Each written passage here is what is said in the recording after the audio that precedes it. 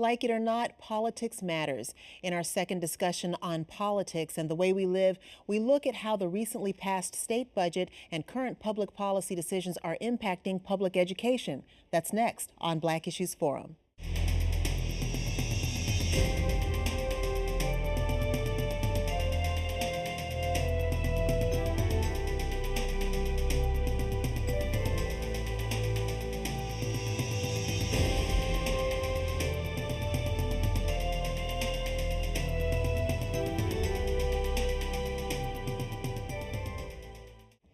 I think it's important that what is being experienced here in the North Carolina General Assembly is no different than what families, mamas and daddies are having to do in the state. At the end of the day, we're in a tough economic time. And to be honest with you, I don't know when things are going to get rosier here. I think we're in for a tough time here moving forward. And with that in mind, in our organization, we really truly believe in the idea of parental choice. We think there's a real value when parents have some more say-so in how best to educate their children, whether it's traditional or non-traditional. But one of the points I like to make out is that there's also a byproduct with that, in that with the fact that we have more charter schools, we eliminated cap on charter schools. To run a charter school costs significantly less than to run a traditional public school. And when we look at the public charter schools in North Carolina, they run on 70 cents to the dollar than our traditional schools. And when we look at, say, for instance, House Bill 344, special needs tax credit, that will now allow for parents and families with children with special needs now being able to attend the non-public schools, there's a savings component. We're talking about in tune of $14 million. And so I say to you that in 2011, I think that the foundation has been laid for us to really look at, in the 21st century, a new paradigm shift and how we're looking to educate our children. That when we're challenged with the budget, let's look at ways in which we can have savings. Let's look at ways in which we can empower parents to have more choice in education. At the same time, have a direct benefit that can really savings for our state. So maybe that's more money, more resources that we can direct back to our traditional public school system. And if I may, one of the issues about charter schools is that they also don't have to take every child like traditional public schools do. For example, one of the best charter schools in the state is Raleigh Charter High School. However, if you can't pass in 9th grade Algebra 1, then you don't get into Raleigh Charter High School. So they don't take every student that comes to them. In fact, they're allowed to pick and choose the students they want based on application and who they choose to serve. And some of the studies show that, in fact, the Credo study in North Carolina showed that reading scores went significantly higher in charter schools. However, math scores were significantly lower. Nationally, 17% of charter schools do better than traditional public schools.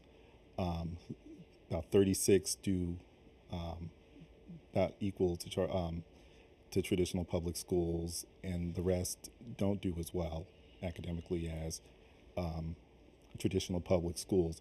But the thing that we also have to remember is that when we lifted the cap, we put an incredible strain on what the Department of Public Instruction will do, because their Office of Charter Schools only has a staff of 3, and it's going to be hard to get people out there to provide the oversight that the charter schools will need to see, even if they are the laboratories of innovation that they claim to be. My hope is that, I appreciate that, Chris, but my hope is that as the charter schools grow across the state, we're in close contact with the Office of Charter School.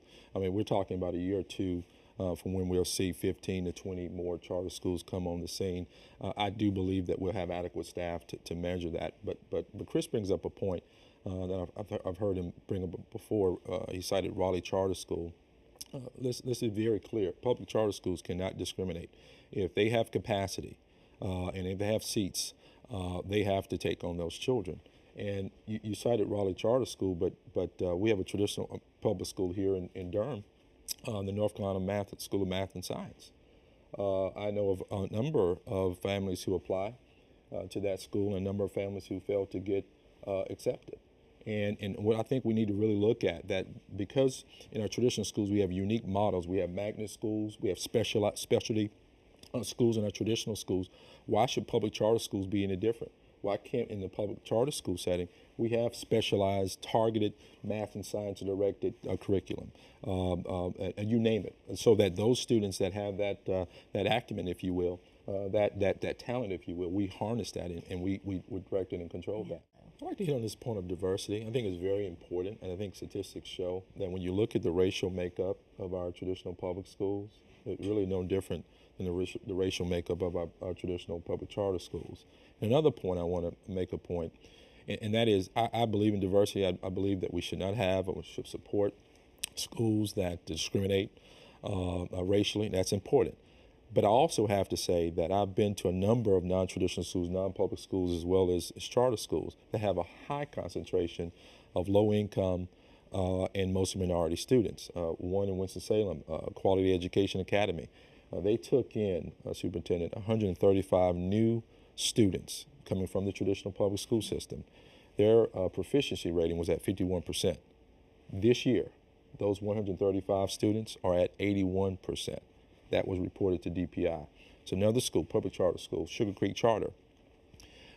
Math and science, we all know that we really have to do a better job with that. 700 students, 90% minority, 96% free and reduced lunch, 85% proficiency in math, 81% proficiency in science. So when we look at the fact that, that's a lack of diversity, if you will, high concentration of minority, low income, they're getting the job done. So I'm for diversity, but not for diversity's sake. At the end of the day, we want to make sure that the schools are adequate and our children are succeeding. And if you have 50% white, 50% black in the classroom and achievement is happening, I'm for that school. If it's 100% minority and children are knocking it out of the box in terms of performance, I support that school.